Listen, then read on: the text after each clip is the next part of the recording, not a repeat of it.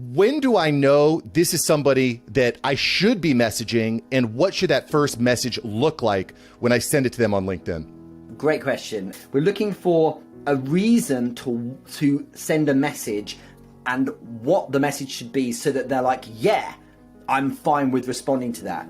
Context is what we need. So if I have a reason to speak to this person, then it will be accepted. This is where content can be so powerful, because if like the easiest way to do it is if someone writes a comment on your content, or this is why polls are crazy powerful for leads, like one of the best lead sources.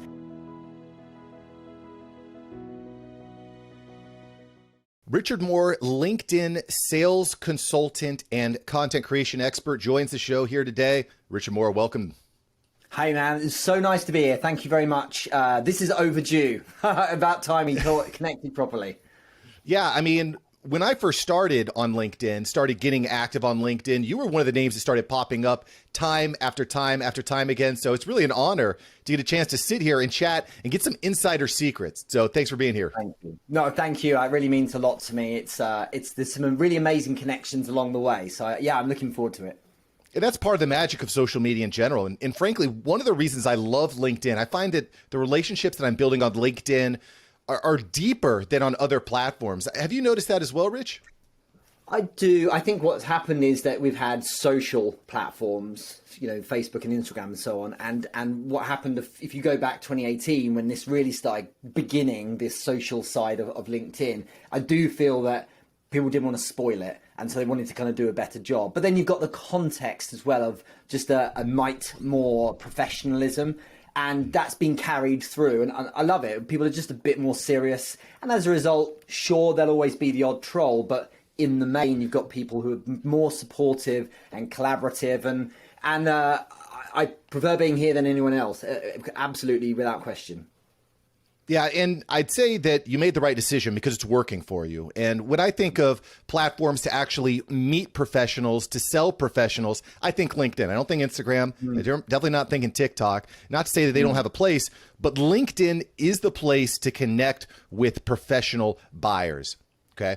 Yeah. And that's what I want to talk to you about here today. I want to kind of go back in time first, Rich, to talk about why you actually started in this LinkedIn sales consulting, because you had a great corporate style job. Why leave that? Why turn after hours entrepreneur and build your own thing? What? Yeah. It's not like a classic rags to riches thing. You know, people are like, so where's the bit where you're like, you know, you are homeless or on your sofas, on the sofa somewhere? None of that, unfortunately. So I did really well. I was doing really well in the corporate space. I did 10 years in the city and ultimately was a sales director.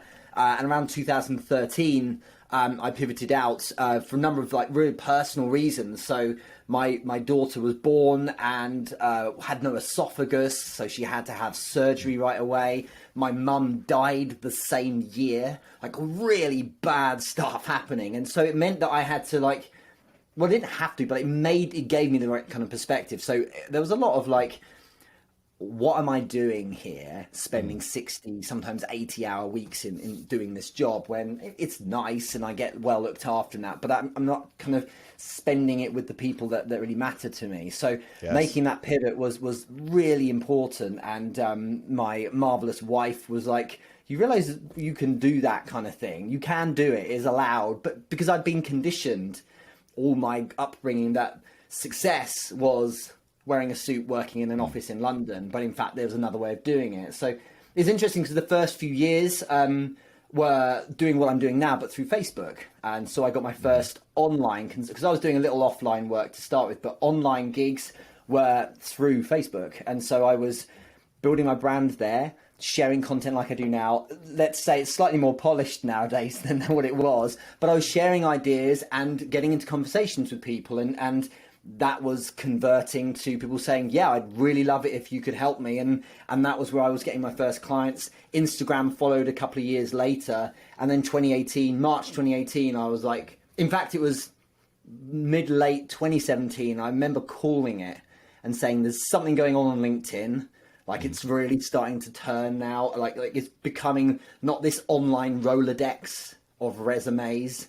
It's like, you know, August 2017 is when they flicked the switch on for video.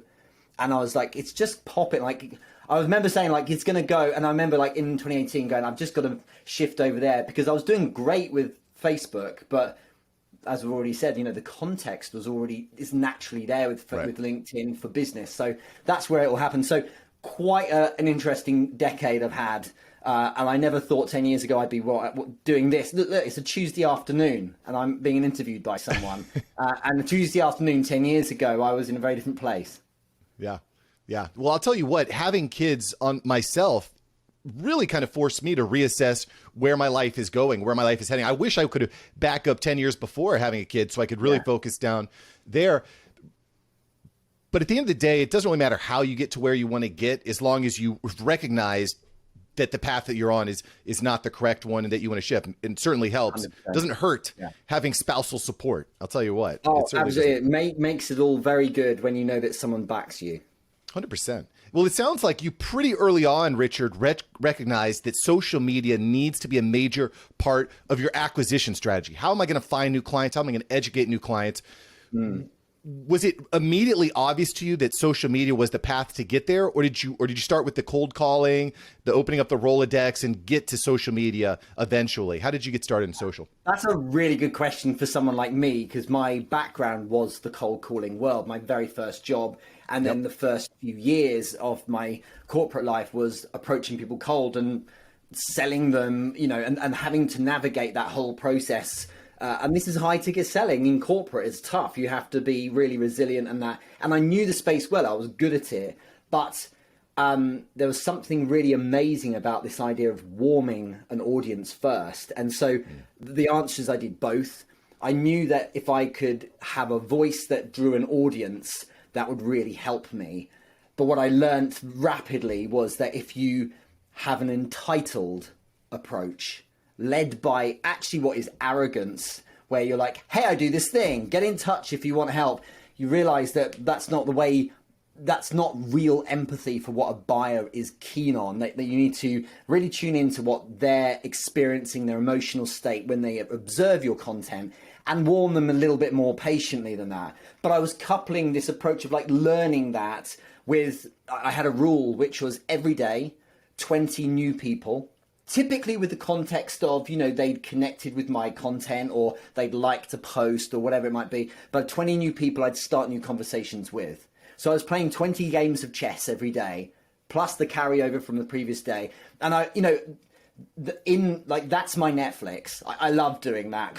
It was kind of fun. It's sport, and I enjoy the process of romancing someone through that. And so I suppose I'm fortunate in a way that my career was solely focused on the stuff that you really need to be able to be effective at converting people through DMs and in turn through social. I'd done my whole career being on that. So it was really interesting to go from something akin to a cold approach, but I was approaching people because, they were kind of in orbit around me. And that's evolved to where we are today, which is zero outreach, all inbound. Well, I love the idea of warm leads because it makes your job so much easier when the people that you're speaking to and potentially selling to already understand what it is you do. They see you showing up on social media. They see the social proof. They see the testimonials. It makes all the difference. So the way that we're going to warm up these leads is with our content itself. Okay. Yeah. So if I'm a consultant, I'm really trying to break through on social media. I'm trying to break through the noise. What type of content should I be making to really warm up my audience? What type of content should I make? Yeah, it's a good question because you've got to think about the problem is people think, well, if I just have a commentary on the industry I'm in or the stuff I do, that would be fine. But what you're doing there is you're just contributing to a conversation that already exists. It's far better to have a bit of a deeper think about not just what things you can talk about, but who it is that your ideal buyers are going to want you to be. Now, I've got to be careful here because I'm not suggesting we're inauthentic. We want to make sure we are ourselves. We want to be our best selves because what we're doing, for instance, in video or even through text, is we're projecting onto an audience a vibe of what it would be like to work with us. So one of the reasons I do a live show every week, and possibly a reason why you do a podcast, for instance, is it gives people a really good sense of the you. If you write text and put up images, that's all well and good, but they get a real vibe of what Mark's like or what Richard's like. So making sure that you're bringing some consistency and frequency to the week really helps. But in terms of specifically what really moves the needle, what I call a reframe post is really crucial. And the idea of a reframe post is it reframes, which is framing is a term to represent a perspective, the way an audience views something. So for instance, if I'm a consultant selling, I don't know, services for podcasts, what are the myths or mainstream beliefs that my audience of potential buyers hold and believe to be true that in fact aren't quite right? And challenging those naturally sets you aside from the herd and by default will make people see you in an elevated role. So what I'm mapping back from actually, and this is how I need to test whether or not this is going to be a post worth sending or not, is am I going to generate this feeling, because it is a feeling of no wonder I wasn't getting the results I wanted because I wasn't doing that thing that Rich has just mentioned. And the indicator that or the signifier that you've had success with this post is that you get these messages saying, I just had to say, I never looked at it that way before. So what you can do is say, like, what are the beliefs everyone has? What are the common feelings about the space I'm in? And you don't challenge it for the sake of it, but you're like, well, where do I believe they're not quite right? So if I can give it a perfect example, right?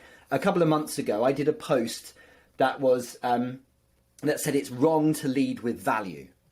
And so naturally everyone's like, whoa, this is sacrilege, because the whole thing at the moment in content is you should be leading with value. It's value first. But my point was, sure, but if you think about it, when you approach someone cold, because the context of the post within it was, if you're going to someone cold, when you lead with value, there's no context to your value. Like they've not asked for your value. You're a stranger. When someone loves you and thinks you're awesome and it follows your content, well, of course they love your value. And that's why it doesn't work when you approach someone cold with your templated message. It says, hey, there's all this great free value I know you'd love. It's my free webinar and my free ebook and my free this and my free that. It's a massive amount of arrogance that person will want it. That value is right, but it's out of process. You need to lead with the connection first. You need to let that person say, do you know what? I really like this guy's content. It really vibes with me. And then when they get in touch and share cues that suggest that, well, now giving them value is more appropriate. So the problem people have is they start too early with the value. And so I was just kind of doing things like that. It makes people go, that's a really good point. No wonder I wasn't getting the results. And of course, one of the biggest leverage points in persuasion technique is human curiosity. So by creating this, what happens is people are like, wow, that's a different way of looking at it. What's the first thing they do? Who is this Richard guy? And they click on the link and there I am. And 95% of them aren't relevant, but the 5% who are, they're like, hang on, I'm a consultant. That is the frustration I have, in fact, that I can't convert for my content. Maybe I should check out more. And guess whose content LinkedIn then serves to them again? Mine. And so it's just about leveraging curiosity, a very long, patient play, but reframe posts position you as that thought leader that has an exceptional or unique view on things. And that naturally makes people see you as a higher thinker, which is always good. I like the idea of the reframe post, Rich. What it sounds like to me is that's a way of creating a conversation, creating a fresh conversation. I really like this concept of I'm not just contributing to the conversation that millions of people are already having. I'm creating a new conversation. It also reminds me of something that Evan Carmichael said to me on the show was make a bold statement. A bold statement that piques someone's curiosity, that perks their ears back. The idea of don't lead with value is very interesting because that's something that we're all told to do with social media. Yeah, and he's right. You know, that slightly more polarizing, strident view, essentially if you have an opinion, then deliver it, means that you're, rather than sitting in the middle, making everyone go, yeah, he's all right. It's like some people are like, I don't agree, man. And then you got other people going, oh, wow, I really agree. This guy's like me. And they're leaning in with receptivity that much more. So I totally subscribe to that approach. when you try to please everyone, you end up pleasing no one. Is what ends up happening. I mean, and the other thing I think that's really important here too. But I really want to talk about LinkedIn profiles a little bit, because I think it's really important that you have a strong LinkedIn profile. I think that plays an important part. I want to talk a little bit more about posts and content, though. You talk about this reframe post, but to me, it seems like we need to be offering different types of posts based on the relationship we have with this viewer on our page, right? Because, for example, when one of your Monday Q&As comes up, I know exactly who Rich is. I've been seeing it week after week after week, very consistent. Yeah.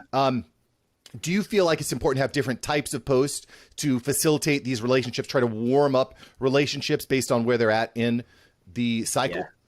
Yeah, it's tough. You've got to have like that evergreen post. You can't assume everyone's been following you for 2 years. And what's interesting is that there's this balance of considerations. Like, am I speaking simultaneously not only to brand new people, because the second connections are so critically important. These are the people, these are the new seeds in the ground, if you like. Then there's the ones who are already in your space that they need to have reinforcement that you're their dude that knows this stuff. But what people overlook is you also have to reinforce and crystallize that you're the guy to existing clients as well. The people who are already in your community and in your space who bought something, they need to be like, there's my guy. God, I love this stuff. And you know what? It really validates the decision I made last week to buy his thing. It just removes any buyer's remorse. So it's a difficult balance. And I think what we need to always be doing is saying, like, am I speaking in a way that invites in new conversation from fresh people, but am I also not leaving on the table the people I already work with? So it's always a difficult thing to do. And so, but at the same time, we also need to have a level of sophistication about the commentary we're putting into content, because we don't want to appeal to all people. We want to appeal to a certain level of person who's going to work with me. So, for example, if I do really basic content about basic stuff in LinkedIn marketing, I'm going to approach the basic crowd that is looking for entry-level work with me. And I will turn off the more advanced champions who may well be spending premium to get the very top-level knowledge. So by being a bit more intellectually driven or a bit more advanced in the tips, I may be turning off some of the entry-level people, but I'm hitting the people higher up. That's one of the biggest mistakes people make, is they're all like too basic and then they want premium clients. So a lot of things to hold, balls to juggle in the air at the same time, I suppose. Yeah, well, it is because there's so many different types of content. There's so many different platforms that we can be on. But LinkedIn definitely has some magic, especially when it comes to video. Like you said, they were a little bit late to the video game. Now they're moving more towards a social creator type of platform. They just announced new types of profiles that you can have on LinkedIn. Tell me your take on that, Richard. Are you excited about new profiles? Do you think it's just not anything crazy? What are your thoughts on the new LinkedIn profiles? I think it can be good for the next. It's interesting to see how it goes. There's a world in which 2 years from now, marketers have spoilt it, and the C-suite have run for the hills because, oh god, it feels like Facebook again, and so it's very difficult to know. But I think Microsoft now has its social platform in the sense that it has stories here. It has amazing features in creator mode. I love the idea that when I go live, my banner on my profile will become the live stream. I mean, that is epic. But I do think that I think that some people are overthinking how it's going to change the world for them. It will help a bit. You'll probably get an algorithmic nudge because you're participating. And I presume that it will add to this wonderful direction LinkedIn's going in, which is to move from having users to having communities. And I know that sounds cute, but it's a really important thing. Before you had people who are connected, and now you have real networks where people are like, I know that person, I've had a talk with them, or I've met them at a business conference, or I've collaborated with them, or something like that. Really good connections are lubricated as a result of content, I believe, and conversation starting. So it can only be good, but there's a little worry I have that in a couple of years from now, what was a really exciting proposition a couple of years back with all the top people with basically no content, all the top people in business here with almost no content going out, becomes this maelstrom of content borrowed from other platforms that loses the context of business. And I'm the first person to put my hand up and say I'm aware that content in business is and should evolve to be more entertaining perhaps or whatever, but it could be that we lose the slightly more conservative minded decision makers, which may or may not be a good thing, because ultimately it's the people who hold the purse strings that ultimately sign the checks. If marketers leverage LinkedIn to sell to marketers, then great, but it may mean that we scare off a cohort of decision makers who can help us in the business, in the more B2B side, if you like. It's a difficult one, because simultaneously to that commentary, we've got this whole the whole business world evolving anyway, because today's 20-year-olds are tomorrow's decision makers, you know, and so it'd be interesting to see where this goes. I'm really fascinated. Like, honestly, life moves fast on social, as you know. In the last 2 to 3 years, so much has changed. 2023, 24, it'll be very interesting to see how LinkedIn's performing then. Well, if there's one thing that we've seen time and time again, is that platforms are going to continue to change. They're going to continue to evolve. And one of the things that you said here, Rich, that I absolutely love is that if you try out this new formula, this new feature, you might get an algorithmic nudge. I like the way you put that, because that is definitely something that we know is true. If you're trying that new feature, that new format, that new type of post, the platform is going to reward you. They want to see more data. It helps you, it helps them. So what I'd like for everyone to do, all you after hours entrepreneurs out there, is DM Mark Savant on LinkedIn and let me know if you've tried out the new creator framework for your LinkedIn profile. I want to know. DM Mark Savant on LinkedIn. I want to know. I want to share it with Rich here as well. DM Rich too. We want to fill up his DMs, right? So speaking of DMs, Rich, before we get into the over-under section of the show, I want to know a little bit more about how you handle moving from warm lead to, okay, we're DMing, because I got to be honest, I get DM'd so much crap all the time. It has no shot of ever landing. When do I know this is somebody that I should be messaging, and what should that first message look like when I send it to them on LinkedIn? Great question. And by the way, all of those DMs that are irritating are super powerful for 2 reasons. I must add this. Firstly, they're powerful because they condition everyone who gets them, so everyone, that this is irritating stuff, ignore it. So anything opposite is good. And secondly, it tells you right there what not to do.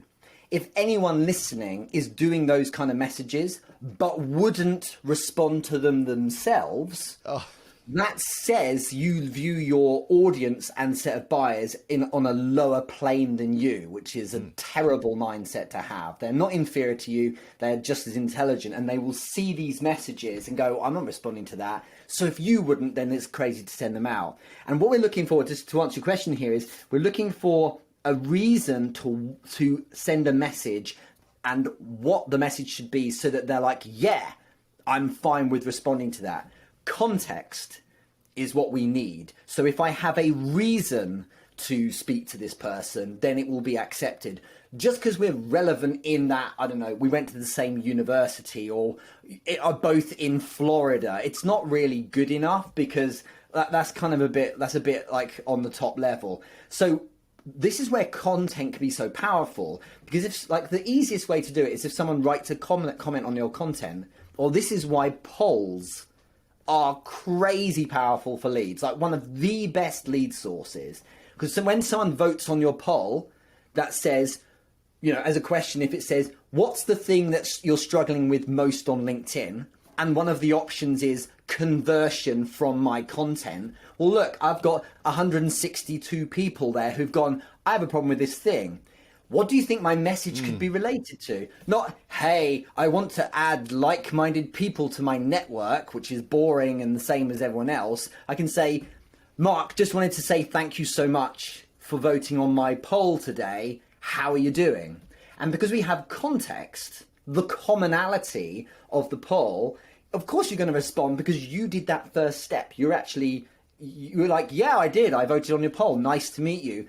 Just out of interest, what made you choose that option? Or, bring some herd mentality so he feels permission to share. So I'll say something like, it's interesting, so many people love that. Or I could even get the results. 54% actually voted the same as you. Just out of interest, what was it that made you decide to vote that? A third won't bother responding because only half people are on LinkedIn a month anyway. A third of them might be giving me some lukewarm thing like, I don't know, it's just something I just wanted to see what the results are. And then there might be a third who are like, I don't get anywhere with my content. Like I post all the time. And that is the next step. The next step's really simple. I'm looking for one of two cues. If the cue is either a compliment in a message, Richard, I just think you're awesome. I love your stuff. It's really inspiring. I learned so much from you about conversion on LinkedIn. Well, there's a cue that I can ask them if they want to take things further. Or a struggle, a compliment or a struggle, because no one shares a struggle unless they want it fixed, right? So when they are in the DMs, we've done this poll approach I've mentioned, for instance, and they're like, do you know what it is?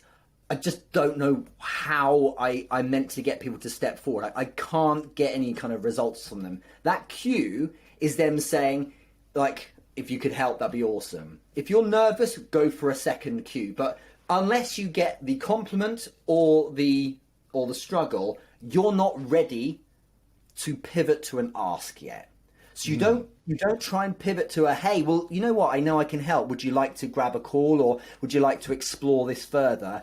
Until you've earned the right to do so. Because technically someone could buy your product, it doesn't mean you should sell them it. Yeah. That's what people hate to be sold to, but they love to buy. So what you want to do is set it up so that you only approach them with the beginning of a sell when they're giving you the cue or the sign that either compliment, they see you as the expert and want to learn from you, or struggle, they see you as someone who might be able to help them. Otherwise, just keep going. And sometimes you don't get a win, do you? Sometimes it's not a deal, but it's still a win because look, I've just made a great connection and that person might refer me or he might cheerlead my next piece of content. So it's worth remembering that every individual you connect with has a network. And despite not getting a deal from everyone, they still might be someone they add to your network and brings you great results in the future. So that's kind of your super short process through the DMs to make sure you're not pressuring people in the wrong way.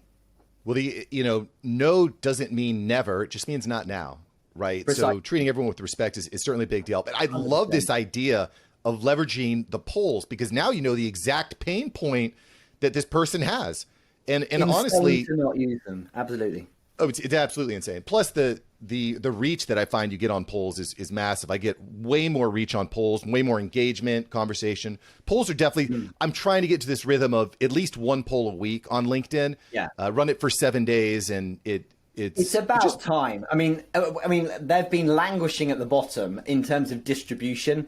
Polls and live streaming. LinkedIn was like, nah, and it's like, come on, I get some market research. But now they've soared lately. Just there's so much engagement, and so yeah, you can't miss when you do polls right. And there's a lot of things on LinkedIn that you can do on LinkedIn. I think a lot of people don't even know, like stories and polls and all kinds of interesting stuff. So this is a great kind of entryway. Of course, Richard Moore, therichardmoore.com, therichardmoore.com. You can find out and get more in-depth LinkedIn sales tips. Before I let you go, though, Rich, we got to hit the rap fire. We got to hit the over/under. Over/under. And I've got some tough ones for you. Are you ready? I've never done this before, so I'm pumped. Let's try it. It's gonna be good. I'm gonna start it off with an easy one. Overrated, underrated, Buckingham Palace. Do I have a time limit? There's no middle ground here, Mark. It's unfair. I think a little bit tiny bit underrated. There's a spectrum here, man. It's slightly underrated. Like, you know, it's a great place. I think it could be leveraged more, let's say. Okay. I could dig it. That's hard. Go on. You got to keep it difficult. Here's another one. Autoresponders in your DMs, overrated, underrated? Overrated. Do you want me to explain? I think that they are overrated because unless you're doing immensely high volume sales, like crazy, like Netflix style, but if it's funny that people want autoresponders, probably if you reduce it down through laziness, when you are doing high ticket selling. High ticket selling requires exceedingly low volume, highly qualified leads. Don't use an autoresponder. Pull your finger out and engage manually, because if you focus on a wholesome experience with someone, you're much more likely to get them to go, I feel special. Here's $8,000 a month. Autoresponders aren't the best way to start, and everyone here has got the time for the people that will pay them high ticket. So just that's the caveat if it's high ticket, but that's my world. I like that caveat. I like that response. It's really, really intelligent. Overrated, underrated, having your own podcast. Underrated, but I'm making something of everything here. The reason why it's underrated, but there's a but, is that it's underrated because the reach, sure, but the lubrication for your business in terms of a community of people who have access to your ideas and your philosophy, your reach is crazy. The reason why there's a but here is because I think a vast number of people run a podcast because it's a jolly. It's a nice thing to do what I call positive procrastination. Positive procrastination is where you do things that feel like they're important and relevant to business, but actually don't do anything at all. A great example being, I'll read another book, or I'll watch another YouTube video, or I'll do another online course about the thing I do, because it helps me avoid trying to close deals because we need money right now. So that's positive procrastination rather than sitting and watching telly. And podcasts have it's an opportunity to achieve really spectacular things. We have a mutual friends doing them. You were running one as well. And you can really leverage them in a neat way for wonderful opportunities. But just to sit and have interviews, it's fine if you want to do that, but you better have another channel to market as well. So I don't know. I think that they're underrated because not because people aren't using them, but people aren't using them in the right way, in my opinion. I think there's a lot of podcasts probably not giving the owner of the podcast the best results that they could. That's just my view. As someone who does, my podcast is just, it's low key. It's not a big deal. I mean, I think you brought up a lot of interesting points. We could do an entire show on 100%. Podcasting the right way and the wrong way, for sure. I'm desperate for your opinion on my commentary there, out of interest. Well, I mean, I would say that a lot of people go into podcasting with unrealistic expectations. They believe they're going to get lots of downloads. They're going to start generating leads really quickly. But really, podcasting is, to me, not so much about lead generation and more about relationship building. Definitely. It's relationship building with other people like yourself, or with potential clients, with fans. I think it's about the relationships. And one of the things that I think I've gotten wrong in my journey is I started making it more about systems rather than the relationship. So I think that it's really important that you recognize that podcasts are relationship builders. And I think being strategic and intentional, therefore, about who you interview rather than just your pals, unless that's what you want to do. I think that's the point. You're totally right. And you can really level up through collabing through your podcast with the right person that can unlock networks. My equivalent's been I just do a recording and a video online, but it's the same principle. If you do a collab with someone who can really, access a new set of people for you, that is super powerful, in my opinion. For sure.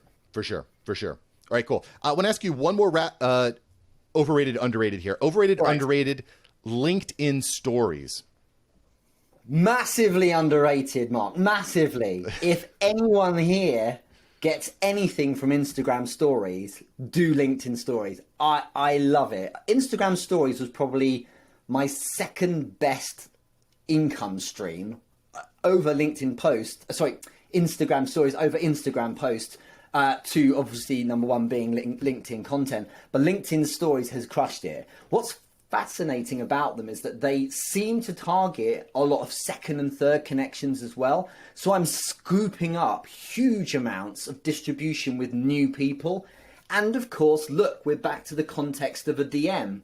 Hey, Mark, just wanted to say thanks so much for checking out my LinkedIn story. And of course, half the time they're like, did I? But the point is you can still jump in and say thanks for doing it. And like, yeah, that was really cool what you did. For the same reasons that Instagram stories were the game changer, LinkedIn stories are now aligned with your professional profile on LinkedIn. Is there a is there a call to action you like to put in your stories? Swipe up. Yeah, no, a lot of it is like, yeah, a lot of it's swipe up to get more and you can promote a post. But sometimes it's about just giving people a little glimpse on what's going on throughout your day. So actually the calls to action don't always need to be there. But I think that the problem with LinkedIn stories is it's a very clunky interface. It feels very beta. So the best way to build a story, adding calls to action, things like that, and design it right is use Instagram, download it, put it in LinkedIn. But yeah, I mean, a lot of the calls to action are to swipe up and you can access the latest post, but you need to put the content in that teases that and makes people want to swipe up in the same ways you would with any content. And it's very smart. I like what you just said, Rich, repurposing the stories that you're using on other platforms like Instagram. You already got the content. Why not use it? You know, why not use it? Absolutely. And if your video is under 20 seconds, you can use a video clip there too. All right, cool. Final question here for you, Rich. If you had 10 seconds with yourself 10 years ago, what are you going to tell Rich? Invest in Bitcoin? No, I think I would be like, go. I think the thing I'd say, knowing I would probably be leaving work anyway, is you can always go bigger than you think you can. Every year you think you can go bigger and bigger. You could go even bigger. Just like there really shouldn't be any limits, and you evolve into a bigger company each year, but you could start way further down the track because often it's all just up here. So I'd invest a lot in going as big as I can. That would be more than 10 seconds, but words to that effect. Love it. Well, Richard, thanks for stopping by the After Hours Entrepreneur and sharing your words of wisdom. Please, everyone, make sure you find Richard Moore on LinkedIn. Tell him you enjoyed him on the show, and make sure you get involved in his polls. He knows what he's doing. Thank you so much, Mark. Thank you, Rich. Thank you so much for watching. I'm glad you enjoyed this episode. I got several other episodes right here for you. Smash one of these videos to make sure that you don't miss out on the tips, tools, and tactics of industry experts. Let's take that side hustle full time. Smash one of these links.